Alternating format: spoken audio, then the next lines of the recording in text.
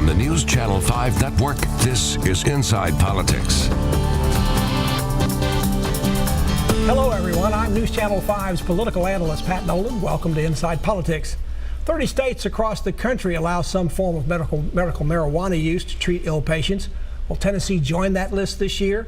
Help explain the legislation is the bill's main sponsor in the House, in the General Assembly, Representative Jerry Faison. He's a Republican from Cosby. Representative Faison, thank you for joining us on the show. Thank you, Pat. Now, everybody talks about the bill as medical marijuana, but the title of your proposed act this year is the Medical Cannabis Act only. Now, why is that? You want to get away from using the word marijuana? Well, marijuana is kind of it's a slang term that's been used all the way back to a guy named Anslinger, who brought the whole prohibition mentality and brought this whole reefer mentality and the reefer madness story, if you will. And medical marijuana is not what you do here. It's not smoking it. It's an oil primarily, and it's more cannabis than it is actually what you'd call marijuana. Pat, it's vastly different than street weed or a dime bag or an 8-ball or smoking a bowl. Those are the things that we hear and conjure up these images. But what I'm bringing to Tennessee is vastly different than that. What I'm bringing to Tennessee is something that is a regulated industry, that is lab tested, and that's predictable.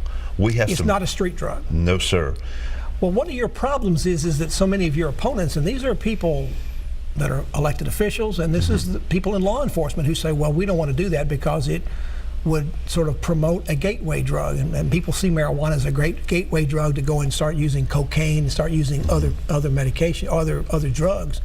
You're trying to get that completely away with that with how you're naming this bill this time. Well, let's speak of the gateway theory. Okay. I hear this. And Jeremy, it's a gateway drug that you're doing. It's a gateway to alcohol, it's a gateway to meth, it's a gateway to heroin, gateway to crack.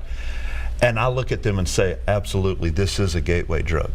But I want you to understand what we know, what evidence-based medicine shows, and what time and time in each state shows this is a gateway drug. But it's a gateway out of addiction. It's a gateway out of alcohol. It's a gateway out of opiates. It's a gateway out of heroin. When we allow some very sick Tennesseans who have pursued whatever reasons to help themselves, they can get away from pills that are killing us. You know, you've seen opiates, what it's done to Tennessee. Every state who's passed this, opiate problems drop 25 to 30%. Well, that would be a huge boon for us. So why are you having such a tough time convincing law enforcement across the state? It's a split. It's not like they're all against it or all for it. Why are they split on this? So we have some very wonderful law enforcement officers. I go to church with some, and a lot of them will quietly look at you and say, hey, keep it up, Jeremy. You're doing the right thing. But there are some of our Sheriff's Association guys, some of our Police Chiefs Association guys are mad. And I think some of them have a reason to be mad from the standpoint that the federal government has refused to act.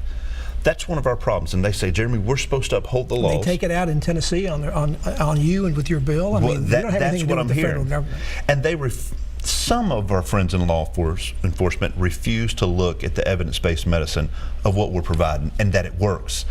But as time progresses and each one of your listeners call in and they call to their state representative, call to their senator, reach out to their sheriff and say, listen, I'm not a thug, I'm not a criminal. I have Parkinson's disease, and this works for me. There's a whole list of diseases that can be helped in terms of pain reduction more than anything else. This is an amazing thing that your listeners need to know. The National Academy of Sciences has released a study that say we know that cannabis works on inflammation. It's nature's most powerful anti-inflammatory.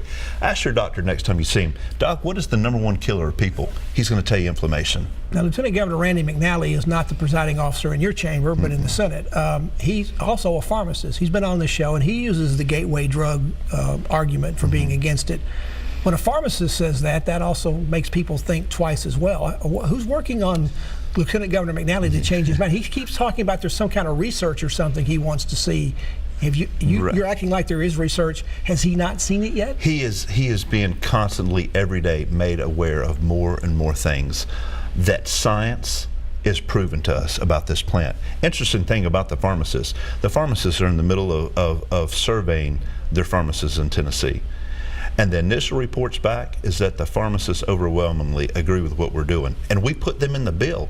And I think in the next couple of weeks, you're going to see that the Pharmacy Association as a whole backs what we're doing. And when that happens, the Lieutenant Governor is going to see more and more of his colleagues say, you know what, there's a reason to build this foundation in Tennessee. The current governor of the state, Bill Haslam, is also one of those who said, wait a minute, this is a gateway drug, we don't want to do it. Who's working on the governor, and what will persuade him about that? It's a great question. Thank you.